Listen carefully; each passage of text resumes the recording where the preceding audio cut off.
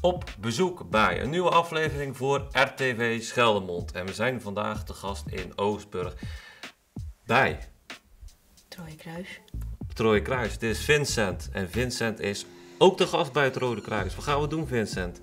Van alles. Van alles? Wat is van alles, Vincent? Reanimatie en stabiele zijligging. Ik vind dat je goed bezig bent, Vincent. Stabiele zijligging. Daar beginnen we mee in aflevering 1. Op bezoek bij het Rode Kruis, Midden- en West-Zeeuws-Vlaanderen. Kun je eens iets vertellen over jullie vereniging? Ja, de Rode Kruisafdeling Midden- en West-Vlaanderen is een organisatie die landelijk fungeert, maar ook op lokaal gebied natuurlijk. Wat doen wij allemaal? Wij hebben een eerste hulpverlening, we hebben een sociaal aspect en we hebben een stukje van de zelfredzaamheid. Verder doen we natuurlijk heel veel aan opleidingen, zowel voor onze eigen leden als voor externe leden en de AED-opleidingen.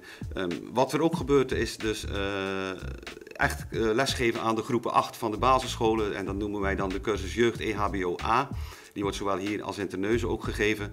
En dat is voor ons heel belangrijk om te zorgen dat we jonge vrijwilligers binnen onze afdeling krijgen, want daar hebben we heel hard gebrek aan. Tony, we beginnen bij stap 1. Stap 1 is dat we bij een slachtoffer geroepen worden. Dan gaan we eerst kijken of het slachtoffer nog bij bewustzijn is. Dat doen we door middel van het aanschudden. Hallo? Hallo, zeg eens iets. Hij reageert niet. Is er iemand hier die een telefoon heeft en even voor mij 112 kan bellen en dat ik in de Gratenmaasstraat ben in Oostburg en ik heb te maken met een bewusteloos persoon? Dan gaan we over naar stap 3. We gaan hem nu, om allerlei andere controles te kunnen doen bij hem en om te kijken of hij nog kan, of hij blijft ademen, ga ik hem van de buik op de rug draaien en dat doe ik op de volgende manier. Ik schuif de arm die het dichtst bij me is naar boven toe. De ambulance is onderweg en ze zijn nog aan de lijn. Oké, dankjewel. Ik kan nu ook ondertussen contact hebben met de ambulance. Ik leg mijn arm op de schouder en in mijn andere hand pak ik hem in de heup. En ik draai hem gewoon achterover naar me toe. Als ik bijna aan de kant ben, pak ik het hoofd vast. En dan leg ik hem neer. Voor het sociale aspect wordt er van alles gedaan voor de mensen. Dat wordt gedaan door middel van een rondje West, zoals wij dat noemen. Dan gaan ze met de bus die wij hebben, gaan ze een middagje op stap.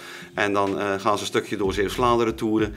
Vaak wordt er gevraagd aan de mensen, waar wil je heen? Heel vaak zijn het mensen die in tehuizen zitten en die al heel lang niet meer bij hun eigen woning geweest zijn. Soms daar nog wel eens graag willen kijken of zo. Nou, daar wordt daar rekening mee gehouden. Dat noemen wij het sociale aspect. Verder voor het sociale aspect organiseren we ook allerlei dingen. Zo zijn we nu op het moment bezig voor een wandeltocht te organiseren, het Klavertje 4 wandeltocht en die is op 15 april. Daar kan iedereen aan meedoen, dat zijn 4 afstanden, zijn niet groot, iedereen kan meedoen. Heb je hulp nodig, nou dan zijn hier mensen aanwezig om je te helpen en dat soort dingen. Dus eigenlijk wordt er door de afdeling Midden- en West-Vlaanderen heel veel gedaan. En dan leg ik hem neer. Nu ligt hij op zijn rug. Nu kan ik weer een stap verder gaan en ga ik nogmaals de ademhaling controleren. Maar dat doe ik op een andere manier. Dat doe ik door middel van mijn hand onder zijn kin te leggen, het hoofd achterover en ik ga 10 seconden luisteren. En ik kijk naar de buik of de buik beademt en ik kan de adem voelen op mijn wang. Veel stichtingen gaan langs de deur, jullie ook. Wanneer? De collecte die wordt gehouden van 18 tot 24 juni dit jaar. Dus wij hopen natuurlijk dat iedereen zijn steentje bij wil dragen om onze afdeling draaiende te houden. Ik heb de ademhaling gecontroleerd. Hij ademt nog. Na een minuut ga ik dat weer controleren. Ga kijken of we nog ademhaling hebben. Dat doe ik weer op dezelfde manier.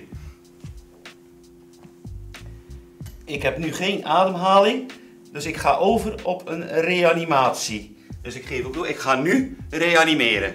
4, 5, 6, 7, 8, 9, 10, 11, 12. Is er iemand die misschien een AED weet te vinden? Of dat kan kijken of die ergens in de buurt is voor mij alsjeblieft?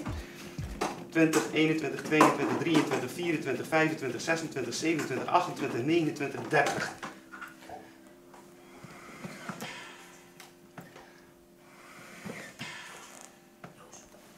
En ik ga weer direct door met 30 massages. Meneer, ik heb hier de AED voor u.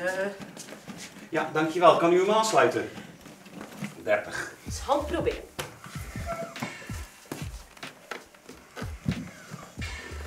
Ik doe ondertussen vast even de rits los van het lichaam om het bovenlichaam te ontbloten, zodat zij met de AED direct de materialen kan aansluiten die ze moet aansluiten.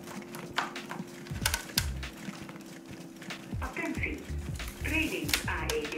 Je hoort nu het apparaat al beginnen en het apparaat gaat nu vertellen, hij zegt dat het een trainer is, maar in het echt gaat hij gewoon zeggen van, dat je dus aan moet sluiten en de stickers moet plakken op het bovenlichaam.